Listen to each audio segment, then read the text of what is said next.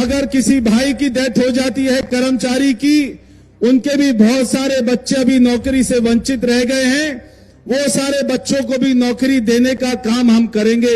बच्चे छोटे हैं सर, एक 14 साल का है, एक 8 साल का है, उनको कहाँ भेजूं कमाने के लिए। लड़का भी घूमता है, मैं भी घूमती हूँ, इसी चक्कर में कि अब लगे। हम हाथ जोड़ कर कुछ कर ही नहीं सकते सर। और एक बार फिर से आपका स्वागत है। मैं राजेश्वर चौहान, आप देख रहे हैं JNN न्यूज़। और एक बार फिर आपके लिए वही स्टोरी लेके आया हूँ, लोगों के दर्द आप तक पहुँचाने आया हूँ। फ़िलहाल लोग आप मेरे साथ देख रहे हैं और ये तो इस हालत में है कि रोज़गार नहीं है, घर कैसे चलेगा, कैसे चलेगा, घर कैसे चल रहा है। बैठे हैं सर इंतजार में। जानता मैं भी हूँ, पर मैं क्या करूँ। क्या कह सकते हैं सर, ये सुनते ही नहीं है। ऊपर वाले कहते कि वो बना रहे, मीटिंग कर रहे, काउंसिल बना रहे, ये बना रहे। बनाओ तो सही, कुछ तो बनाओ जिससे कि हमारे छोटे छोटे बच्चे, उनका गुजारा हो। उनको स्कूल नहीं भेज सकते, हमने घर में बैठा रखे हैं। तो आप बताएं हम कहाँ जाएं, रोड पे भीख मांगने लग जाए उन बच्चों को लेकर के। जबकि हमारे आदमी की नौकरी, भूकंप आया था, मेरा आदमी उड़ीसा भी गया था, मगर उसके बावजूद भी ये लोग नौकरी नहीं दे रहे। इतना समय बीत गया, क्यों हमें राले पे में रखा कितने हुआ। बच्चे हैं आपके? मेरे 3 बच्चे हैं। शादी हो गई? शादी नहीं हुई? नहीं, छोटे हैं। अभी स्कूल में पढ़ रहे हैं? अब ये स्कूल भी कहाँ से भेजूं? पढ़ाने के लिए पैसे भी तो होने चाहिए, कहीं बाहर जॉब में करने। अभी भी मैं उनको तीनों को ताले में बंद करके आई हूँ। तो आप बताओ, मैं यहाँ लाती तो यार बच्चे खाने को मांगते, क्या करती मैं, कहाँ से देती उनको खाने के लिए। मैं कैसे कहूँ, मैं कैसे आप तक इनकी आवाज़ पहुँचाऊँ ऊपर बैठे हुए लोगों को। मैं हर बार कहता हूँ मुझे चीखना चिल्लाना नहीं आता, पर इनका दर्द आप समझिए। छोड़ के मांगी है नौकरी और कुछ नहीं करा कि हमारे सबका, हमारे दत्त केस वालों का सबका काम करके दे। होगा कुछ ना कुछ अच्छा होगा। अंधेरा जितना घना होता है, उजाला शायद उतना अच्छा आएगा। सर मैं बच्चे बंद करके आई हूँ ना, मेरा दिल जानता है कि आज मैं किस तरीके से बंद करके आई हूँ। एक माँ की पीड़ा मैं समझ सकता हूँ, पर शायद वो ऊपर बैठे लोग नहीं समझ पा रहे हैं। अभी क्या कहना चाहती हूँ उन ऊपर बैठे हुए अधिकारियों से, जो अभी तक शायद नहीं सुन रहे हैं। सर्दी चली गई, दोबारा गर्मी आ गई, सारे त्यौहार चले गए। उन्होंने ये वायदा किया कि दिवाली पे बहुत अच्छा कुछ मिलेगा आपको। सर यही उम्मीद से नया साल आया था, सोचकर कि अच्छा कुछ होगा। काउंसलिंग मीटिंग में कहा था हमारा मुद्दा रखेंगे, लेकिन इन लोगों ने कुछ नहीं करा, बस यही टालम टाला कर रहे हैं। कमेटी बन गई है, बच्चों की फ़ीस तक रुकी हुई है। स्कूल से कैसे भेजे सर, सरकारी स्कूल वाले भी फ़ीस मांगते हैं, चाहे प्राइवेट हो, फ़ीस तो सभी मांगते हैं। वो लोग तो यही कहते हैं, बस फ़ीस नहीं दे सकते तो बच्चा घर बिठाओ, इससे ज़्यादा और सर क्या बोले। अब तो हालात देख के बच्चों ने भी शायद कुछ अच्छे खाने की फरमाइश करना बंद कर दिया होगा कहीं ना कहीं। अब तो बच्चे भी कहने लगे, मम्मी क्या करोगे मीटिंग में जाके जब कुछ होगा ही नहीं, इससे अच्छा तो कहीं आप बैठ जाओ, कहीं प्राइवेट ही काम देख, कोई काम भी नहीं। आया बच्चे का कम से कम आने जाने। बच्चे छोटे हैं सर, एक 14 साल का है, एक 8 साल का है, उनको कहाँ भेजूं कमाने के लिए। सरकार कहती है छोटे बच्चों से काम मत कराइए, पर यकीन मानिए जिम्मेवार कौन है इसका? सरकार जिम्मेवार है, वही करवाती है ये सब। ये लोग कहाँ जाएं? आप कहते हैं कि छोटे बच्चों से काम ना कराया जाए, घर कैसे चलेगा? लास्ट स्टोरी मुझे याद है, आज भी एक माँ ने कहा था कि मेरा बेटा गाड़ी साफ करता है तो मेरा घर चलता है। आपके विवेक पर छोड़ देता हूँ कुछ चीज़ें, क्योंकि जब शब्द मेरे पास ख़त्म हो जाते हैं तो जी। मैं तो देखो जी इंतजार कर रही हूँ अपने बेटे का, नौकरी लगेगी। अभी तक भी कुछ नहीं हुआ है। मेरे बाल सफ़ेद हो गए, लड़का भी घूमता है, मैं भी घूमती हूँ, इसी चक्कर में कि अब लगे। लेकिन बोल देते हैं हाँ जी मीटिंग बैठ रही है, कभी मीटिंग बैठ रही है, कभी कुछ हो रहा है, लेकिन काम कुछ नहीं हुआ अभी तक। मतलब चिराग तो इन्होंने रख दिया है दरवाजे पर, बस पर उसमें तेल नहीं डाला, तो जलेगा तेल कहाँ नहीं से? डाला, कहाँ से जलेगा, कहाँ से चिराग उठेगा? हैं, कहीं उसमें जा रहा है काम करने के लिए, ट्रे लेके घूम रहा है पार्टियों में, हैं, क्या करे? शादी पार्टियों में काम कर रहा है, पेट भरने के लिए तो करना ही पड़ेगा। हैं, ये सब हो रहा है हमारे साथ में। 15-16 साल हो गए मेरे आदमी को गुजरे हुए, 7 साल की नौकरी रह गई थी उनके करने के लिए। अभी तक कुछ भी नहीं हुआ कि हो जाएगा, कब होएगा? क्या करूं, घर टूटा पड़ा मेरा, देखे ना जाके, ये छत गिरने वाली हो रही है। मैं इसीलिए बार बार कहता हूँ आप नौकरी दे दीजिए, पर कम से कम वेरीफाई करा लीजिए एक बार घर। अपने अधिकारियों को भेजिए ज़रूर इनके, ये बहुत अमीर लोग हैं, ये इतने अमीर हैं, इनके दरवाजे पे आपको BMW मिलेगी। और ये फार्म हाउस में रहते हैं जनाब, फार्म हाउस में रहते हैं। मैं सच बता रहा हूँ आपको, ये जो बोल रहे हैं ना, ये झूठ बोल रहे हैं। आप जाके देखिए क्या शान शौकत है इनकी। यही हकीकत है राजधानी की। अब आप ये देख लीजिए, ये बहुत कम लोग आए हैं आज, 1000 लोगों की तादाद है। और 1000 लोगों में कुछ लोग ऐसे हैं जो नहीं आ पाए, उनके पास किराया नहीं है आने का। क्योंकि ये मैं भी समझ सकता हूँ कि जब हालात ऐसे हों तो स्थिति क्या हो जाती है। अब कैसे सुधरेगी स्थिति? तो इनके हाथों में ही है, जो करना यही कर पाएंगे, सुधारेंगे भी स्थिति यही हमारी। हम तो इन्हीं के भरोसे बैठे हैं, आखिरी चारा यही है। बस खड़े हो सकते हैं, बोल सकते हैं, कह सकते हैं, और तो कुछ कह नहीं सकते हम। निवेदन कर सकते हैं। बस इससे आगे तो कुछ नहीं कर सकते। अब आप खुद देख लो ना, उनकी एज देखो, कितनी एज है, कितने साल नौकरी करेंगी वो? कुछ भी नहीं। क्या रास्ता बचा है अब? सर रास्ता तो एक ही है सर, हम हाथ जोड़ कर कुछ कर ही नहीं सकते सर। यही रास्ता है सर। हम लड़ाई कर सकते ना सर, हम कहीं धंधा कर सकते, क्योंकि पैसा ही नहीं धंधा करने के लिए सर, पैसा ही नहीं है हमारे पास। और डिपार्टमेंट ये बखूबी जानता है सर। हम बिल्कुल इसी का फायदा उठा रहा है कि ये सर, कुछ नहीं कर सकते। हम पहली बात तो सर अपनी उम्र से पहले तुम बड़े हो चुके हैं। सच बताओ तो सर, मैं उम्र से पहले बड़ा हो चुका हूँ सर। मैं स्कूल छूट गया सर मेरा। मेरे पापा गोल्ड मार्केट में थे, मेरे पापा गिर गए थे जीने से, तो मेरे पापा के पेट पे ना सिल्ली लग गई थी ऑन ड्यूटी काम करते हुए। हाँ, तो उसके बाद मेरे पापा बीमार पड़ने लग गए थे। मेरे पापा की जो किडनी आती है ना, वो पूरी डैमेज हो गई थी उस चक्कर में। और उस टाइम पापा का मेडिकल कार्ड भी नहीं था। वो पापा को एडमिट करा। मेरे पापा कम मतलब हर 2-3 दिन में चक्कर लगते रहते थे हमारे, कभी प्राइवेट में, कभी सरकार में, प्राइवेट में सरकारी में। जो बचा वो सब इलाज में लग गए। करते 12 लाख का कर्जा हो गया सर। फिर जो पैसा मिला ना पूरा वहाँ गया। आज सर जो खुद का मकान था, खुद का मकान नहीं रहा, आज किराए पे रहता हूँ मैं। मेरी 5 बहन है, उसमें से एक की शादी भी कराई, वो सम्मेलन में हमने। और सर भी एक आपको बात बताना चाहता हूँ हाल फिलहाल की। 7 फरवरी की बात है, हमारा डेथ केस का ही बंदा था। 2 साल पहले उसका एक्सीडेंट हो गया था, तो उसके दोनों पाम डैमेज हो गए थे। 1.5 साल से उन्होंने नौकरी भी छोड़ दी थी। उसकी बीवी के क्या बोलते हैं, नस ब्लॉक थी। नौकरी मिल गई थी उनको? नहीं मिली थी सर, डेथ केस का हमारे साथ था।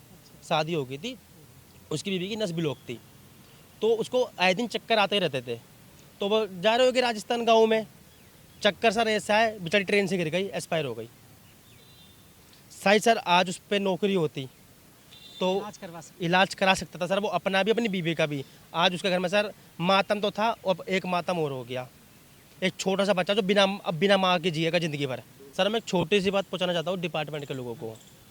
आज हमारी स्थिति है, आज हम रोड पे खड़े हैं। एक टाइम पे हमारे पापा भी इस बिल्डिंग में काम करते थे, और जो आज बिल्डिंग में अफसर बन के बैठे हैं ना, शायद हमारे पापा के साथ भी पहले उन्होंने मिस्टोल करा हो, फिर वो रेगुलर मिस्टोल पे लगे हो, फिर पक्के हुए हो। मतलब पीढ़ी टू पीढ़ी चलता हुआ आ रहा था। कोई अफसर बन गया, कोई किस पोस्ट पे, कोई कुछ पोस्ट पे। हमारे पापाओं के साथ, मम्मियों के साथ उन्होंने खाना भी खाया होगा, सब कुछ करा होगा।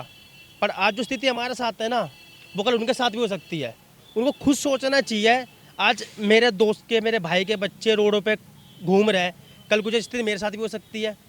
तो सर हमसे ज़्यादा आवाज़ तो डिपार्टमेंट के लोगों को उठानी चाहिए, चेयरमैन साहब के रूम में जाके। सर आज जिनके साथ है, कल हमारे साथ भी हो सकता है। इनका करो और हमारा भी करो, और ऐसी एक पॉलिसी बना दो। अब किसी की भी डेथ हो जाती है, माता रानी किसी की डेथ ना हो ज़िंदगी में, मैं चाहूँगा जो आज हमारे साथ हो रहा है किसी के साथ ना हो। किसी की डेट भी हो जाती है ना, तो 3 से 4 महीने में कम से कम उसको रेगुलर नौकरी तो मिल जाए, कहीं धक्के तो ना खाए, घर में दाल उठ कर गुजार तो कर ले अपना। सर मैं ये डिपार्टमेंट को ये वीडियो पहुँचाना चाहता हूँ, अपनी क्लिप।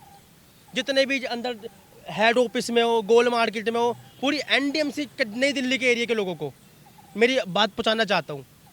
आपसे हाथ जोड़ के विनती है लोगों से, आप तो सोचो हमारे लिए, आप लड़ो। हमारा तो एंट्री तक बंद कर दी जाती है अंदर, पर आप तो अंदर ही हो, आप पे तो आई कार्ड है।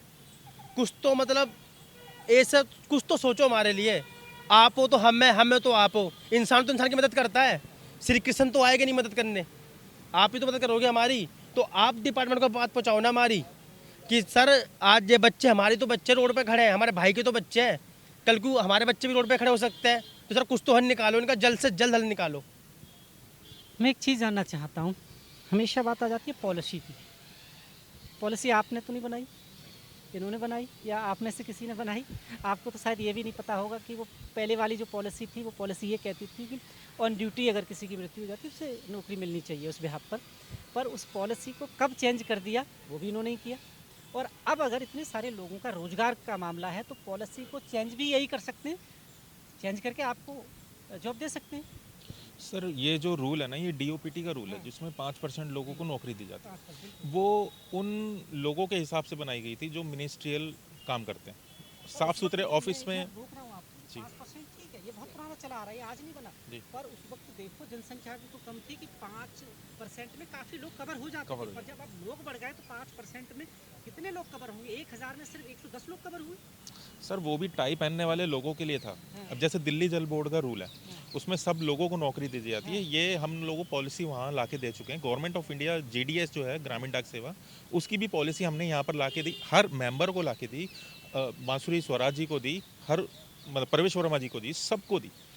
सर ये रूल उनके लिए बना था जो टाई पहनते थे, साफ सुथरे ऑफिस में बैठते। हम लोगों के माता पिता गड्ढे खोदते, नालियों में घुसते, इन सब तरह के माली बनते, सब तरह का काम करा। ठीक है सर, उसमें भी अगर 5% लगा देते हैं तो फिर सर ऑफिस बैठने वाले और रोड पे धूल मिट्टी खाने वालों में क्या अंतर रह गया। दूसरी चीज़ ये सर, हमने हर तरह की तो पॉलिसी इनको ला के दे दी। आपको बस सुबह सोचना है, शाम को वो काम हो सकता है। इतनी पावर है सर बांसुरी स्वराज जी दीदी के अंदर, परवेश वर्मा जी के चला अंदर, रहे हैं, सारा वही देख रहे हैं। कुलजीत सिंह चहल जी, इतने आदर बीजेपी से आते हैं वो भी। जी जी। बहुत आसान है सर।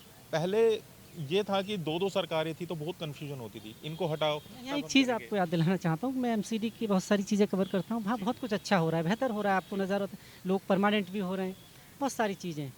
कर तो ये भी सकते हैं, इनका तो बहुत बड़ा है, सेंट्रल के अधीन है, उनका तो एक अलग ही बॉडी है बिल्कुल। जी जी सर, नेचर एक जैसा सही है, वर्क ऑफ नेचर एक जैसा सही है। अगर काम देखा जाए तो वहाँ भी वही हो रहा है, यहाँ पर भी वही हो रहा है। यहाँ कुछ ऐसा आधुनिक नहीं हो गया है अभी, धीरे धीरे हो रहा होगा। बट सर ऐसे में हम लोगों का क्या होगा? वहाँ पर भी काम हो रहा है, यहाँ पर भी सेम नेचर का काम हो रहा है। अगर वो पॉलिसी बना के आपको दे सकते हैं, पॉलिसी यहाँ आई हुई है, बस सिर्फ सुबह सोचना है, शाम को हो जाना है, इतना सा एफर्ट करना है सर, और ये सारे लोग, हम सब लोगों का काम हो जाएगा। सर हम आपको एक क्लिप देंगे जिसके अंदर माननीय श्री गृह मंत्री जी के सामने श्री परवेश वर्मा जी भाई ने, गृह मंत्री की बात करें तो अमित शाह जी जी, उनके वो बैठे हुए थे और सामने परवेश भैया ने कहा था कि हम सभी डेथ केसेस को नौकरी देने का काम करेंगे। कब की बात है? ये इलेक्शन से जस्ट दिल्ली इलेक्शन से पहले की बात। वाल्मीकि मंदिर के अंदर ये कहा था। और 26 जून जो पीछे अभी गुजरा है, उसमें बांसुरी दीदी ने भी कहा था, चेयरमैन साहब ने भी कहा था कि 15 दिन के अंदर आपको लिस्ट जारी हो जाएगी, सबका काम हो जाएगा। वो हम आपको क्लिप देंगे।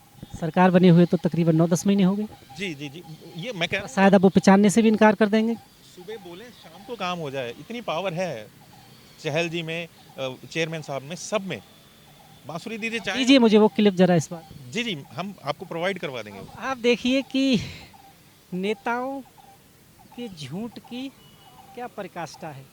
एक ज़माना था जब प्रिंट मीडिया चलता था, नेता कह के बहुत आसानी से मुकर जाते थे कि नहीं हमने ऐसा नहीं किया। अब डिजिटल है, कहाँ तक बचोगे? कहाँ तक ये कहोगे कि ये हमारी आवाज़ नहीं है? वो भी चेक हो जाती है। हम उस सरकार से बात कर रहे हैं, उन अफसरों से बात कर रहे हैं जो सिर्फ अपने हिसाब से सुनते हैं, जो उन्हें नहीं सुनना, आप चीखो कितने भी, पर वो नहीं सुनना चाहते। वायदे पे वायदा इन लोगों को मिल रहा है, क्या वाकई वायदों से इनका घर चलेगा? इनकी जो ज़रूरतें हैं वो वायदे पूरे कर देंगे? मैं भी वायदा कर देता हूँ अगर ऐसा है तो। मैं जहाँ भी स्टोरी करने जाता हूँ मेरे पास बहुत वायदे हैं, मैं भी करने लगूँ, क्या पता उससे कुछ हो जाए। प्रधानमंत्री मोदी जो गरीबों के लिए काम करते हैं, अगर उनके रहते हुए उनकी पार्टी बीजेपी में सत्ता में होते हुए तीनों जगह दिल्ली में, और मैं तो कहूँगा पूरे विश्व में बीजेपी है जनाब, अगर देखा जाए तो। बात तो यही होती है, उनके बड़े बड़े लीडर करते हैं कि पूरे विश्व में बीजेपी है। तो एक छोटा सा मुद्दा आपसे नहीं सुलझाया जा रहा। बहुत छोटे लोग हैं, बहुत कम लोग हैं तादाद में। जिस समाज से आते हैं उस समाज को आप कैसे उभारोगे? आप उभरने ही नहीं दे रहे हैं। एक तो तनख्वाह आप इतनी दे देते हैं इनको कि इनके बच्चे कभी पढ़ लिख ना पाएँ। आपको गुलामों की ज़रूरत है आज। मैं स्पष्ट शब्दों में कहना चाहता हूँ, इस देश में अगर गरीबी नहीं हटी तो उसका कारण है सरकार। और वो इसलिए कि आपको गुलामों की आवश्यकता है, आपको घर में काम करने हुए लोगों की आवश्यकता है, जो आपके इशारे पे आपके घर में जो काम करते हैं। अगर ये पढ़ लिख गए तो आपके घरों में काम कौन करेगा? आपके रोडों को कौन चमकाएगा? और अलग से तो कहीं ला ही नहीं सकते आप, तो आप इनको इतना मजबूर कर दो कि ये आगे बढ़ ही नहीं पाए। और शायद ये वही लोग हैं जो आज भी आगे नहीं बढ़ पा रहे हैं। इन सब के कोई ना कोई ड्यूटी ऑन ड्यूटी चला गया है। पर माननीय, आप भी माननीय हैं। जब आपके हाथ कोई हादसा होता है बड़ी जल्दी सुन लेते हैं। मैं कहना नहीं चाहता पर मजबूरी है मेरी। अभी एक राजपाल यादव साहब हैं, एक्टर हैं बहुत बड़े, कर्जा लिया था उन्होंने, तो इस वजह से जेल गए। बस 2 बातें उन्होंने क्या कह दी, इमोशनल, नोटों की बरसात हो गई। कभी इन लोगों पे भी कर दीजिए, इनके घर आ जाइए। मीन्स समाज के उन ठेकेदारों से बात कर रहा हूँ जो सिर्फ अमीरों की मदद करते हैं, ताकि उनके साथ फ़ोटो खिंचा पाएँ आप। ये फ़ोटो लायक नहीं है क्योंकि ये सेलिब्रिटी नहीं है शायद, इसलिए आपको कोई फ़ायदा नहीं होगा। मीडिया के कैमरे नहीं है कवर करने के लिए कि आपने एक बहुत महान काम किया है। मैं भी डाल देता हूँ उनके नंबर, अकाउंट। आप इनकी मदद कर दीजिए ना, कि नौकरी की ज़रूरत ही नहीं पड़े शायद। अगर जितनी सरकार गुनहगार है, कहीं ना कहीं ये समाज गुनहगार है इन लोगों का। सदियों से आप इन्हें कदमों तले रौंदते हुए आए हैं और आज भी शायद वहीं खड़े हैं। अब देखना ये है कि जो ऊपर बैठे जनाब हैं उनसे जवाब लेने की मैं कोशिश करता हूँ, पर वो नहीं देते जवाब। अब किससे लूँ इनका जवाब? मैं पीएम साहब से तो नहीं मिल सकता, मैं इतना बड़ा आदमी नहीं कि उनके सामने माइक लगा दूं। मैंने उस वक्त भी कहा था कि ज़िंदगी में सबसे बड़ा झूठ बोल के एक आदमी चला गया जो ये लिख गया कि हम आपका दर्द समझते हैं, और ये ऊपर बैठे इंसान भी यही कह देते हैं कि हम आपकी पीड़ा समझते हैं, पर वो यकीन मानिए कतई नहीं समझते। अब होगा क्या ये वक्त बताएगा, पर मैं ये चाहता हूँ, मैंने ऐसे रोड पर आधे अधूरे काम के साथ छोड़ नहीं सकता, इसलिए मैं हर थोड़े दिन में इनकी स्टोरी करने चला आता हूँ, ताकि आप तक इनकी पीड़ा पहुँचा पाऊँ, ताकि आप लोगों से ही मदद मिल जाए। कोई तो होगा इतने अफसरों में, एक अफसर से नहीं चल रहा है ये एनडीएमसी, बहुत हैं इसमें। किसी के अंदर तो वाकई एक इंसान का दिल होगा जो उनकी पीड़ा समझेगा। आप देख रहे हैं JNN news, cameraman Ravi Kumar के साथ मैं राजेश्वर चौहान। धन्यवाद।